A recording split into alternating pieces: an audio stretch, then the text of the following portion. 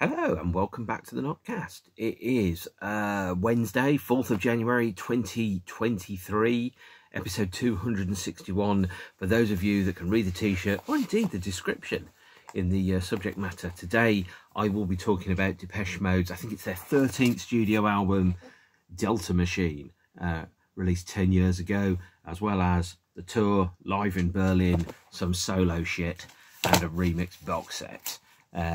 And also, by the way, I would point out that this period has given the world my two favourite Depeche Mode t-shirts, none of which I'm wearing right now. So there we have it.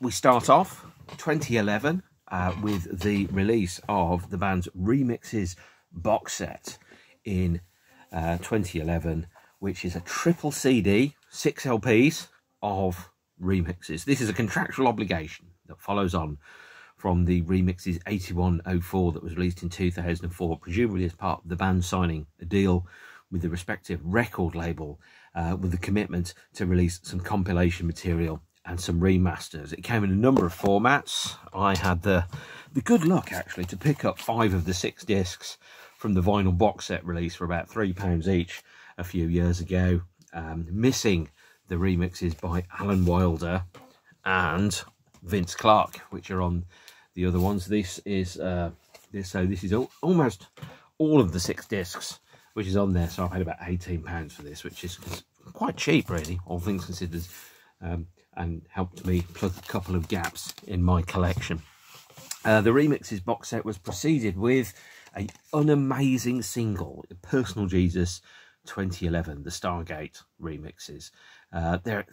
This period had a real sense or a feeling of a very perfunctory, like, okay, I guess we better stick out a remix album. Will this do? And they then commissioned lots of people to make lots of remixes, and then by the look of the track listing and the care which they attached to that, i.e. fuck all, it feels like they just farmed it out to somebody else. Remixes 8111 is a completely unnecessary release in the band's body of work. It's not worth spending big money on. In fact, if you spend big money on it, I'm pretty sure you're spending more money than Depeche Mode themselves spent on it. It is a contractual obligation that stinks of can't-be-arsedness, to put it technically. And the selection of tracks and the sequencing of the tracks, much like the previous remix set, is at best uninteresting. It really, really is. It starts with the generic 4 to the floor banger of the Bushwhacker Tough Guy mix of Dream On, and then kind of proceeds through with no real sense of flow, structure, dynamics, drama, or anything like that whatsoever. It starts off with a boom chicka boom chicka boom chicka boom, and unsurprisingly ends on pretty much exactly the same thing. And it's not compiled with any care or any thought as to what it might feel like as a listening experience. It really feels like the guy that you know on the internet message board or on Facebook has stuck together his favourite 3 CDs of Depeche Mode remixes, put a bunch of unreleased remixes in the middle of it, stuck it in a box, and then tried to sell it to you. This is not good. It does have some really interesting tracks on it, by the way, but it does also have a right load of old tour across the 3 CDs. So probably about a third of it is previously unreleased mixes, and that includes remixes of In Chains, and there's a Digitalism remix of Never Let Me Down Again from the 2006 Best Of era. That's awful. There's Happiest Girl finally gets a release on a Depeche Mode album, but it's not particularly good. We've got a remix of Personal Jesus by Stargate. In terms of new mixes, you also get, oh god, it is pretty slim pickings, isn't it? You get another remix of Personal Jesus. You get an Eric Prydz remix of Never Let Me Down Again. Vince Clarke's version of Behind the Wheel. That's quite good, by the way. A remix by, who's this? Claro Intellecto of Leaving Silence. In Chains by Alan Wilder. That is fantastic, by the way. Well worth the price of admission. Remixes by Roy Scarpa of Puppets. some people might know, whoever they are, of Tora Tora Tora, a remix of I Want It All by Roland M. Dill, I think. Joe Bot? Who's Joe Bot? Doing a remix of A Question of Time. And there's a whole bunch of download-only remixes as well. All of this is thoroughly unessential to your listening and enjoyment. It really, really is. And it's all kind of put together in a very haphazard fashion that has absolutely no care whatsoever attached to it. So you can listen to it, and aside from, you know, the booklet, which contains all, let's think, an explanatory essay that tells you that Depeche Mode have always been at the forefront of remix culture until the most musical member left, and then they couldn't be fucking bothered and paid other people to do shitty generic techno remixes of them. That sometimes Depeche Mode remixes weren't absolutely atrocious, but that was 20 years before this came out. So that's a pretty decent kicking dispensed to an absolutely inessential album. 2011 was not a complete loss for Depeche Mode fans. We did have a brand new track released by the band, available in physical form on the Achtung Baby covered Q Magazine cover-mounted CD, which had select artists recording their favourite songs from U2's Achtung Baby, and then presenting it in sequence. This has got some absolute bangers on it, put technically. The Depeche Mode track is a cover version of So Cruel, which is side 1, track 6 of the original Achtung Baby. And this version, by the way, is wonderful. It is one of the very best vocal performances by Dave Gahan in the history of good vocal performances by Dave Gahan. It really is absolutely fantastic. I recommend it highly. If you're outside the UK and didn't buy Q Magazine in 2011, it can probably be found on Discogs for about £1, and it can also be downloaded from the iTunes for, who knows, 79 pence presumably, is how much I think it would probably sell for. 2012 saw a fair bit of activity from the Depeches. The first thing that came out was the third solo record by Martin Gore, but also the first record at the same time by a new act called VCMG. VCMG stands for Vince Clarke and Martin Gore, and this record was called Ssss, and has lots of pictures of snakes on the front. It's the first time since Speak and Spell that Vince and Martin had worked together, and it was largely done by email. One member of the band, or one of them, putting together a basic track, then another one adding overdubs and mixes and edits and extra production ideas and flourishes on top of it, with the idea of creating kind of interesting bleepy bloopy Depeche Mode style instrumental tracks. So this is a completely new direction for Vince, and one that he's followed up, well, completely new direction for Martin, actually, because Vince has done a couple of instrumental releases that are broadly similar to this, but they're quite niche and difficult to get. But a new direction for Martin. These are effectively, if you want to listen to an album full of moody Depeche Mode style instrumentals that would have been interstitial tracks or B-sides in previous lives, Ssss is a very good place to start, by the way. I think it's a really good LP. It's not high on melody, it's not high on vocals, it's completely instrumental, but what it is it's a fascinating little look into a kind of side of Martin's work that you wouldn't necessarily have seen. If you listen to Depeche Mode from an instrumental production perspective, you could sit there and go, ah, right, so there's all this material, and there's just a guy with a room full of synths that's making lots of lovely little noises. And of course, that's absolutely right, by the way. But those are always precursors to Depeche tracks in their own right. VCMG is a succinct 10-track double LP on vinyl. Here's the black vinyl, mute vinyl records edition from 2012. As a double LP. And I must admit, I listened to this one quite a fair bit in the summers. I sit out in the garden, I have a little record player on, I read a book, and I listen to bleepy bloopy electronic music. And actually, I really, really enjoy it. Really lovely. It's exactly the type of thing, I mean, if you wanted, the best way to describe this would probably be spreadsheet music, actually. So if you're working with spreadsheets and you need undemanding but interesting instrumental electronica, then this is exactly the type of stuff that you would want to be hearing. Initial vinyl editions of the album also came with the CD in a card sleeve, which is actually cheaper than providing a download code for you. Some versions were released on orange vinyl. I think they're quite expensive to get now. There are also 3 singles that were released from this. Naturally, they didn't chart. They're only released on vinyl, and they're chock full of remixes farmed out to third parties that sound nothing like the originals. Those being Spock, Single Blip, and Aftermaths. None of which I could actually remember. You put a gun to my head and go, what's the melody for Single Blip? And I go, got a fucking clue, mate. No idea. It also has probably the best name for any track on any of the Depeche track albums or Depeche related albums so far. There is a song called Skip This Track. I recommend you don't do as you're told, because it's actually really quite good. 2012 also saw the release of a unimpressive solo record by Dave Gahan, and full credit to Dave. He really is giving it a shot. He's trying to make it work, but it isn't particularly good. And this album is called The Light, the Dead Sea, which was recorded by Soulsavers, but Dave sings every vocal track that's on the album. There's some really interesting songwriting on here. Dave is really singing to the limit of his abilities. He's exploring new areas. He's trying some new musical palettes, and full credit to him for trying that.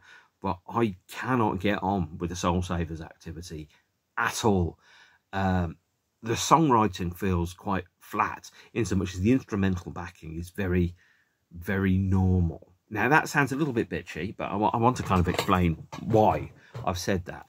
Is with Depeche Mode, the instrumental backing track that you have and the construction that you've got for it, the sounds and the sonic choices that are made and the melodic choices that are made are quirky. They have elements of personality in there that no AI could present.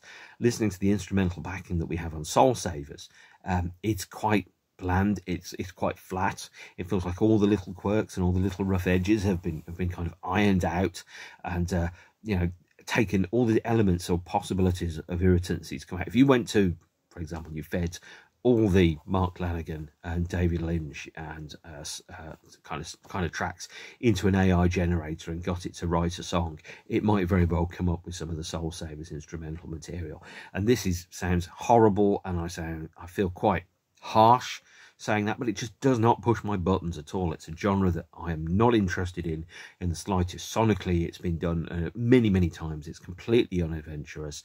The songwriting is quite bland. It's boring. It's featureless. It's got as if all the personality and the weirdness has been kind of taken out of it.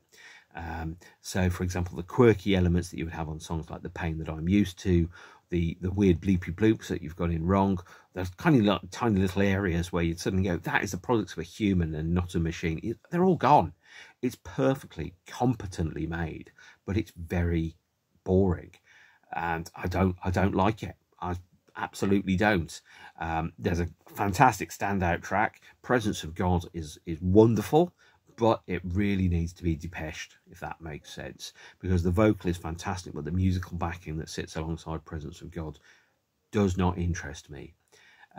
And although it reunites Dave and the bass player Martin Lenoble, who also was in Jane's Addiction and Porno for Pyros, as well as Dave's solo band in 2003, if you were going to say, create a band that would be really interesting, you wouldn't take one half of VCMG and the singer from this album, stick the two together and go, that'd be a match made in heaven. And because it wouldn't be. You wouldn't imagine it in the same way that if somebody went, well, put Morrissey and Johnny Marr now together, and you go, well, it could be interesting, but it's not an immediate first choice. And you just kind of then go, those two guys are in a band together. So, the idea of one member of VCMG doing the instrumentation and writing a lot of the songs and the singer from this album put together, and you kind of go, I can't see it working. It just doesn't happen in my brain. And that's why I think maybe this just it's not a record for me. I'll put it bluntly on that way. Although it does take its name from a poem by Frank Stanford, The Light, the Dead Sea, and that's a really, really interesting concept. A lot of the lyrics and the vocal melodies are kind of inspired by Dave Gahan's battle with cancer in 2009, and the mortality kind of really pushing its face right in your face there with some of the songs, but it's not. It just doesn't. It's just not for me at all. So yeah, and it was obviously promoted by one huge solo show that lasted a whole of 28 minutes. So no, the songs, in my opinion, didn't get a chance to breathe on stage either. Luckily, Depeche Mode were just about to release their next LP, Delta Machine, which came out in 22nd of March 2013. And this is, for the first time in Depeche's career, this is a proper double album. 17 tracks on the vinyl, 13 on your standard CD, or 17 on your deluxe edition CD. And the album Delta Machine was preceded by the band's first single from the period, Heaven, which is, I think it's fair to say, an unusual choice for a first single, because Heaven is not, by any standards, what you would regard to be a classic Depeche Mode first single from the period. We had 2 CDs here. This one features the album version, and All That's Mine, which is a track from the deluxe edition of Delta Machine. If you felt like buying a CD single instead of buying the deluxe edition of Delta Machine, which only cost you an extra £2, instead you wanted just one extra song and an extra CD, I couldn't wait. And then it's back with a whole chunk of remixes. Some of these remixes are dog shit. Some of them are fantastic. And some of them are very, very much in between. At this point, the band were farming out their remixes to third parties, so you were never going to get a Depeche Mode extended version, or a, you know, an old-fashioned 12-inch remix like you'd get on Strangelove, or even I Feel You, or Personal Jesus, which felt like an extension of and a full exploration of all the ideas that were present inside the original core song. No, you'd get a bunch of donka thumping instrumental tracks, which at some point may have had a restraining order placed against them by the original Depeche Mode track. This one, for example, features a dub mix, and an instrumental mix on there, as well as an hourly remix. So it features 3 instrumental remixes, which have none of the same instrumentation on as the actual single. And it's, yeah, pretty crap. So trying to be a fan of Depeche Mode, buying all these remixes in the hope that you would get, you know, an amazing remix, you know, up there with the Bomb the Bass remix of Strangelove, or the Mode to Joy remix of World in My Eyes, and you just sit there and go, they're crap. Now, it sounds like I'm giving this period a kicking. I am not, by the way. There is some fantastic stuff on the album Delta Machine. And Delta Machine was supported by a 107-date tour, which started God knows where, and ended in Moscow. And what I will say is this is actually another very strong, very serviceable Depeche Mode LP. It breaks no new ground. It does nothing new from a production perspective. The songwriting is completely the same. It's like an AC/DC album in 2015 or 2008. They're not doing anything new. You've heard all the tricks before. They're fantastic tricks. The songs sound just like all the songs on all the other records. There's very little in the way of a progression in terms of songwriting. There's very little in terms of evolution. Lyrically, Martin's slightly less obsessed with sex, but only slightly less. He's still got songs which mention, you know, knees, for example. And he is probably the British songwriter who's mentioned knees more than anybody else in his career. But on the other hand, you know, a completely average and predictable Depeche Mode LP is still a heck of a lot better than the entire recorded work of Shed 7 together in one place. And so Delta Machine, this is the insight to the Gatefold LP, the original 2013 release. I'm not sure if it's been reissued since, actually. It's a pretty good Depeche Mode LP, actually. You might be forgiven by listening to Heaven and thinking, Depeche Mode had become slow, they'd become boring. No, absolutely not. No, this is a good LP, not an amazing LP. It's a good Depeche Mode LP, which still makes it better, as I said, than most bands' entire discographies. It's 17 songs on vinyl, 13 or 17 on CD, and it opens with a track called Welcome to My World.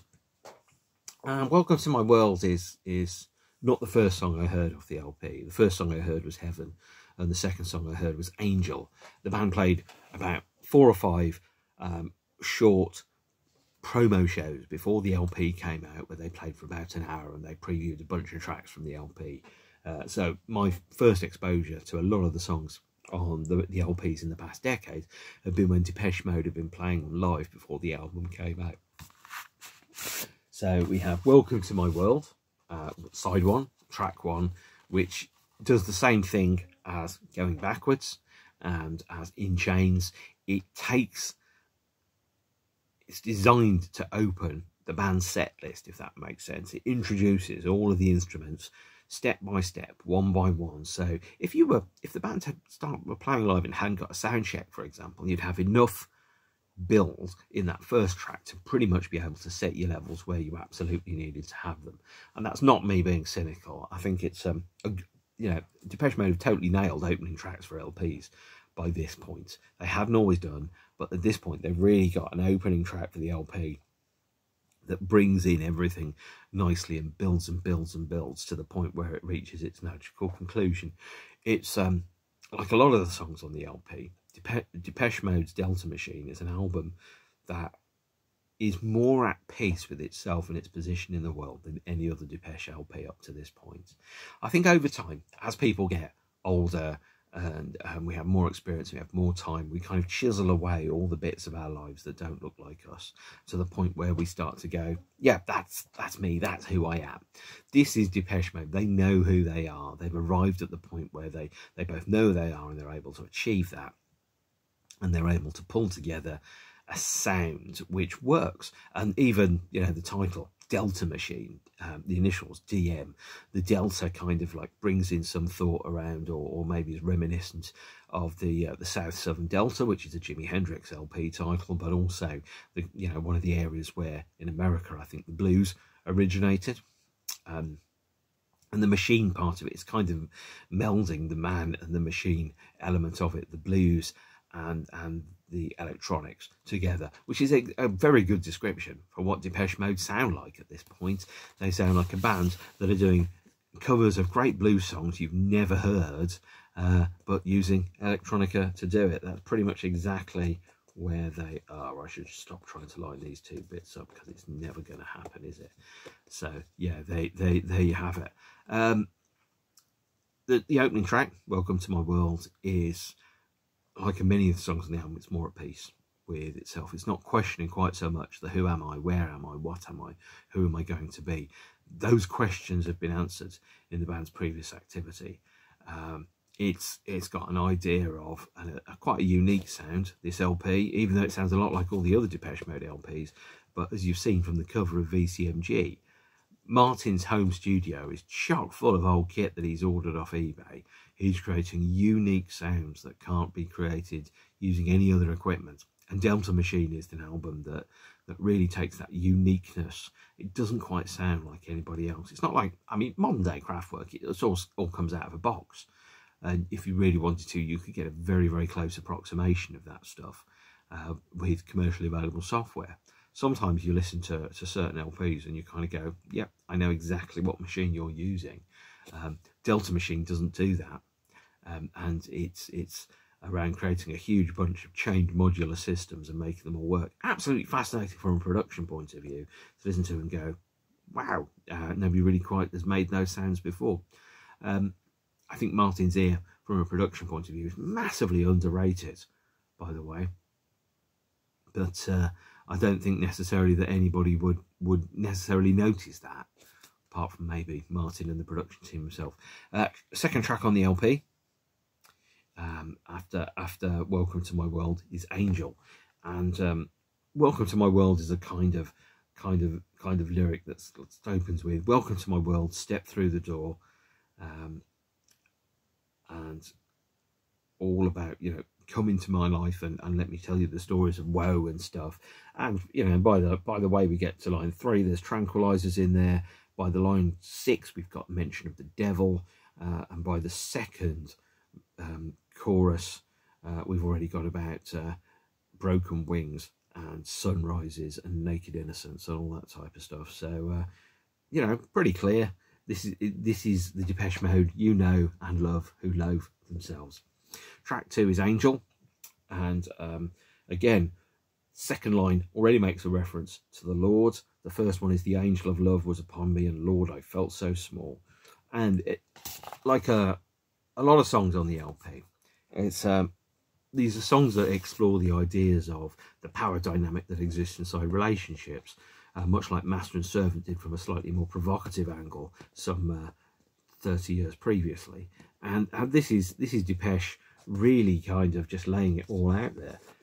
Angel, I mean, to some respect, you might go, well, why haven't they got a song called Angel before? Well, don't count your chickens because they're never going to hatch. Here's one called Angel for you. That's pretty good. And then we've got Heaven. And Heaven, of course, first single from the LP, is not an amazing Depeche Mode single. And the reason it's not an amazing Depeche Mode single is because it's trying to mine the same kind of sonic texture and feel of a track like Condemnation or Only When I Lose Myself. It's certainly the slowest major Depeche Mode debut single from an LP that there's ever been, and it's mostly unrepresentative of the rest of the LP.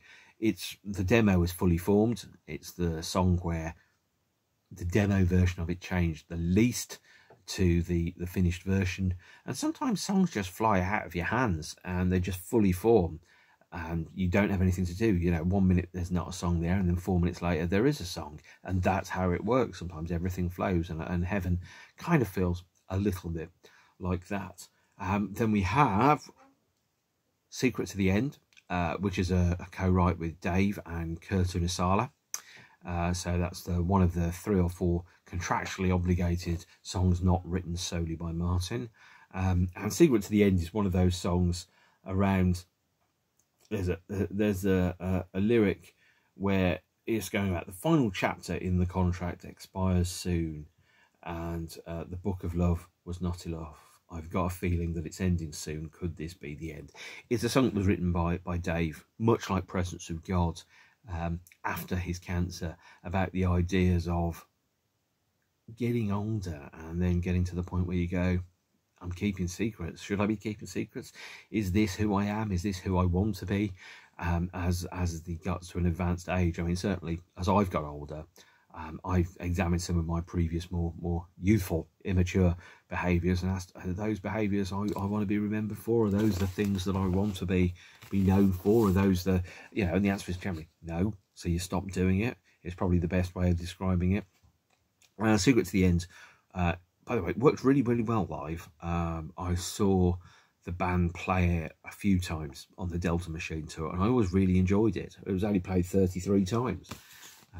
Then we have My Little Universe, which is a kind of stripped down, tiny, more intimate song, very probably sung by Martin. Then we have Slow. Slow is a really interesting Depeche track, because it was actually written in 1992 for the Songs of Faith and Devotion LP, and the band decided not to record it at that point. They couldn't find a version of it that worked for them, and so they went back and they revisited it 20 years later, and then they found a version that did work for them, and that is Slow. So if you listen to Slow and go, sounds like it could be on Songs of Faith and Devotion, you're exactly right. At the time, I think Alan, who was the primary musician in the group, couldn't find a version or an arrangement that he was necessarily fully satisfied with. Whereas obviously when Alan wasn't in the group, the arrangement which the band then worked up was one that they did find interesting. We have Broken, track 7, which is again another Dave Gahan and Kurt Unisala co-write. And that one, by the way, it features the sound of Alicia Keys' Jupiter 8 synth, who was recording in the studio next door, and the band borrowed it, as well as a TR-808 that didn't belong to Alicia Keys. So if you want to be a gear nerd, that's your bit of gear nerdery for you. We have The Child Inside, which is a Martin vocal, which isn't particularly good. We have Soft Touch, Stroke Raw Nerve, which again I really like. I saw them play it live, I think for the first time. The first time it was played live was the London O2 Arena, I think on the 29th of May 2013. If I am wrong, one of you will tell me, because that is what the internet is there for, isn't it? is to tell people when things are wrong. And that is that was a great track live. I wish I'd heard it more. We also have, by the way, track 10 is Should Be Higher. Should Be Higher was the last single to be released from the period, and I'm going to be unambiguous about this. Should Be Higher is a goddamn classic. It's one of the very, very best Depeche Mode songs of all time. It's a phenomenal. Oh, I've taken this out for many years, as I can tell, because it's kind of got a bit vacuum sealy stuck in there. In fact, I've never even opened this 12-inch despite having bought it, because all the remixes that are on the 12-inch are both shit and were available on streaming. At this point, Depeche Mode were doing a really strange thing with their remixes. And you might be going, well, you've already bitched about the remixes. Yes, I have. But the remixes that were on the CD singles and the 12-inch singles were completely different. So between Should Be Higher, which has, by the way, 2 mixes on here, 5 mixes on here, and 6 mixes on here, you actually had a total of, I think, 12 different remixes of Should Be Higher, and none of them are any good. So the CD version has a Jim Schvoss from Grinder Man remix. That's pretty good, actually. And the Jim Jones review remix, which is okay, pretty good as well. But all the other remixes are barely recognisable as Depeche Mode and seem to ignore completely the promise and potential of the original track. So, for example, I have particularly high hopes for the DJM Rex mix, which is Douglas J. McCarthy and Cyrus Rex. Douglas J. McCarthy being from the rather fantastic and underrated Nights of Ebb. But no, it's a thoroughly average remix that has very little relationship to the original. So, yeah, that's me bitching about the remixes. But Should Be Higher itself as a track, the Depeche Mode version of Should Be Higher, which is the single, the third single, is, in my opinion, probably the best single song that Depeche Mode have recorded in the past 15 years, actually. It's a classic. It's got, again, a Dave and Kurt co-write. It's got easily Dave's best studio vocal since Condemnation on it. He goes to new places in terms of the melody and the key and the register. He really opens his voice up. And so the first time I heard it, much like the first time I heard Condemnation, I'm like, wow, he's never sung so well on records. I think Should Be Higher might very well actually be his best single studio vocal on a Depeche Mode original track that I've ever heard. It's a phenomenal vocal. And the song itself is solid. It's totally underrated. It only got to, I think, 88 in the charts or something like that. Maybe 81. You know, they've had enough of the small numbers. Now they're going for the big numbers. But Should Be Higher is an unquestionable Depeche Mode classic track that I absolutely love. And I recommend it highly to anybody. Dave sings his heart out in it. And it's a banger live. It really does work absolutely perfectly. It's a very interesting song as well that has a lyric all around the temptations of addiction. And the idea behind it was, I think Dave was at a party or something, and he was sat there and he was kind of going, I'm having quite a nice time, but, you know, I'm an alcoholic and a drug addict and all those things, so I can't take drugs and I can't drink. He said, but I should be higher. I could be higher. I could be touching the sun with the limits of, you know, the physical capacity for ecstasy, and I can't because I know that will destroy me. And the lyric is around that temptation to know that, like Icarus, the closer you get to the sun, the more chance there is of you crashing and dying. It's one of my favourite Depeche Mode songs of all time. Easily, I would put it in my top 10 Depeche Mode songs. And certainly my favourite of the ones that the band have recorded over their past 3 studio albums that we've yet heard. Although, of course, they did announce that there will be another record coming out later on this year, which I haven't yet heard. After Should Be Higher, we have Alone, which is utterly forgettable. Can't remember a single thing about it. And we also have Soothe My Soul. Soothe My Soul was the second single from the album. So here's where I bring out the 12-inch, which again shares no remixes with the CD single, which Should Be Higher. And the 2 CD singles. So if you ever sat there and go, this cover's unimaginative and not very exciting, You're absolutely right. This is Anton Corbijn on Copilot with a heat-treated picture of a shed. What says to you, if you're going to go, right, so soothing someone's soul, what would soothe someone's soul? A hot red infrared picture of a fucking shed. And not to be too blunt about it, it's got some good remixes, it's got some awful remixes. Let's be bitchy about the vinyl only remixes here. The Jack LeConte remix is forgettable. The Matador mix is the same as the Destructo mix, and the Gregor Treasure, whoever the hell he is, remix, are all thoroughly forgotten pretty much the moment that the track finishes.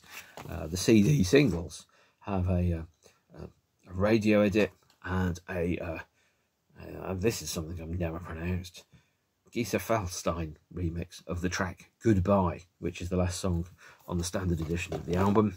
And then you have another 6 remixes on your CD single, the best one of which is the Billy T. Gibbons and Joe Hardy remix. Billy T. Gibbons, by the way, is in ZZ Top, and it sounds just like ZZ Top covering Depeche Mode. That makes it a bloody brilliant remix. It's really good, that remix. Everything else, bag of shit. Sorry to be so blunt about it. Really not very exciting at all. And that brings your 3 singles from the album to a close. It also means that the album is backloaded with hits, which is difficult to like, because the strongest tracks are near the end. I would have changed the running order of this LP completely, by the way. I'd have put Welcome to My World first, but Should Be Higher as the second track. I'd have put Soothe My Soul and Heaven in the top 5 or 6, alongside Angel, Secret to the End, and Soft Touch, Raw Nerve. So I would have loaded the album up with faster, pacier, livelier tracks, whereas the sequencing on this is quite dull, I think it's fair to say. Soothe My Soul, by the way, was played live only in 2013, and it was last played live in Berlin in November 2013, which was the show that was filmed for the DVD home release, by the way. But the thing with these songs is people forget these songs exist because the band don't play them live. And this is a criticism I've also got of U2, is that when you have a band and you have new material, the thing that makes the new material stick is the band playing the new material live. So, for example, if you're in AC/DC and you play Rock and Roll Train, but you only play it on one tour, and you only play it as the first song on that tour, as soon as that tour's over, people never get a chance to go, oh, it's amazing live, I look forward to them playing it live. Then you play Enjoy the Silence at every goddamn show, people are going to go, oh, that's a banger, it always works well live. Whereas if you put Soothe My Soul or Should Be Higher into the set list on a very frequent basis, automatically people would be going, I love this bit, I've seen them play this live before, it was bloody brilliant when they played it live before, it's going to be brilliant when they play it live now. Songs like I Feel You became classics, not just because they were good on record, but because they worked phenomenally well on stage and it always got the crowd going. And sometimes bands have a correlation between older songs that get good reactions because people have known them for years and they've seen them play it live lots and lots of times, and the relative quality of that song in a live environment. Whereas if you put Should Be Higher or Soothe My Soul back into the set list and you played it live more often, more people would make the older songs feel like classics because they'd have seen you play it live. Some of the U2 tracks, for example, the most recent U2 stuff, so for the Songs of Innocence tour, for example, the Innocence and Experience tour, some of those songs off the new record, Raised by Wolves, for example, worked very, very well live, but they only played it live on that tour and a little bit of the Experience tour, which meant that that song didn't stick in people's consciousness because people didn't see it 3, 4, 5 times over 20 years. They saw it once 20 years ago. They're going to forget how good it is. You know, you think about a Depeche track like, let's say, Suffer Well, which I don't think they've played live since 2006. And again, if they played it live in, let's say, 2013, 2017, people go, that's really good live. I remember seeing that the last time I saw them 5 years ago. It worked really, really well. I wish they'd play it live now. Whereas anybody that's seen Suffer Well live will be, even if you saw them at the age of 18 in 2006, you would now be in your mid-30s. And so you probably wouldn't remember that song Depeche Mode played once when you saw it when you were half your age, right? So play the newer songs live more often, and don't just become a great big touring disco jukebox karaoke of miserableism. Play some of the newer songs and they will become live classics. Sorry, I got talking about the tour there. Last track on the LP, or at least on the 13-track version, is Goodbye, which the band played live lots. I saw them close a lot of live sets with Goodbye in 2013, but again, they haven't played it live since then, and they probably should have done. On the deluxe edition of the LP, and of course the double CD, there are 4 more songs, all conveniently located on side 4, which are Long Time Lie, Happens All the Time, Always, and All That's Mine. Long Time Lie is a co-write between Martin and Dave. Martin wrote an instrumental track, Dave stuck a vocal onto it. Happens All the Time and All That's Mine are Dave Gahan and Kurt Unisala co-writes. So Always is the only solo Martin track on that side. They're all quite good. They're not great. I think probably All That's Mine is the least amazing of those songs, because it doesn't have a key shift or a tempo shift. And so it feels very much like it's just on the edge of being a B-side, if that makes sense. And that brings Delta Machine as an album to a close. It's probably, I'd probably rank Delta Machine probably about 9th or 10th in my Depeche Mode LPs, which means that it's still really good, but also it's better than Speak and Spell, it's better than Exciter, and it's definitely better than A Broken Frame. But it's not, you know, an amazing LP. It's a pretty good LP. But even the worst Depeche Mode LP of the past 20 years is still a damn fine place to be. If I made an LP as good as this, I'd be super chuffed about it. But at this point, Depeche Mode were 30-something years into their career. They're not bringing in new fans. They're not having hits. They're not getting to high points in the charts at all. They are, the album is the excuse to tour. The tour is the excuse to sell out stadiums, and that's the excuse to make lots and lots of money. You did also, by the way, have some very funny and interestingly quirky Anton Corbijn photographs of them wearing steampunk goggles, carrying clearly fake guitars and things like that. This image, by the way, this one here, was the one that the band always showed on their screens at the end of the main show, that went through a series of day-glow colours whilst we waited for the band to come back on and play Personal Jesus on the tour. The tour started in 2013. I saw 4 shows on that tour. It was a great tour, actually. The shows were excellent. I saw them in the O2 Arena on the 29th of May 2013. The second London show, where they gave tour debuts to In Your Room, Behind the Wheel, Worlds in My Eyes, John the Revelator, and I think Soft Touch, Raw Nerve. I saw them on the 20th of July, which was in Rome, at the stadium there, which was on a very, very hot Saturday night. And incidentally, I bought my favourite Depeche Mode t-shirt that show. It was at the Stadio Olimpico. This is my favourite Depeche Mode t-shirt. This is a bootleg that cost me €10 outside the show. But you wouldn't look at that and go, that's a fake.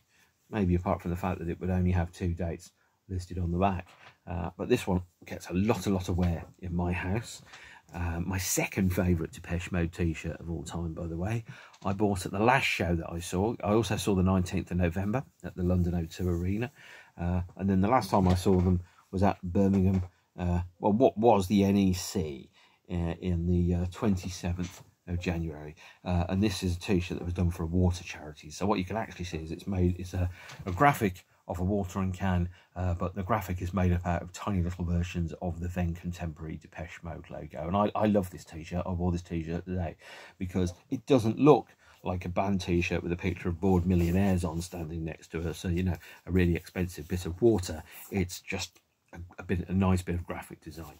The tour was immortalised on this release, which was not reissued on Blu-ray, although it was recorded in high def. This is the DVD box set, live in Berlin, and it came with 5 discs inside the DVD box set. You could also buy the standard audio as a CD, or you could buy the Blu-ray, more correctly the DVD version as well. So we had 2 CDs of Depeche Mode, Audio 1 and Audio 2, which is the audio soundtrack of the band's show in Berlin on, I think, the 25th and 27th of November 2013. You had two versions of the concert film. You had Live in Berlin and Alive in Berlin. These are basically two different cuts of the show. This one has just the live show. This one has the live show plus a series of interstitials, interviews, and in-studio performances of Condemnation and Judas on the piano, alongside 15 interview segments. So, yeah. And then the last disc that we had on that was a 5-1 mix of Delta Machine on Blu-ray, which contains the 5-1 mix of every track on the LP, all 17 of them, but no promo videos or anything like that. So all the Anton Corbijn promo videos that were shot for the tour are not featured as separate video on this release, which is a great shame, but it also felt like the band were deliberately holding those back for a future box set release. That is the Live in Berlin, obligatory live Anton Corbijn home video release from the tour. So the 4 shows I saw on this tour, as I've said before, 2 in London, 1 in Rome, 1 in Birmingham. Very good shows. Some of my favourite Depeche Mode shows, actually. Each one completely unique and different. The set list was substantially different between each one of those 4 shows, because I saw the band about 2 months apart each time.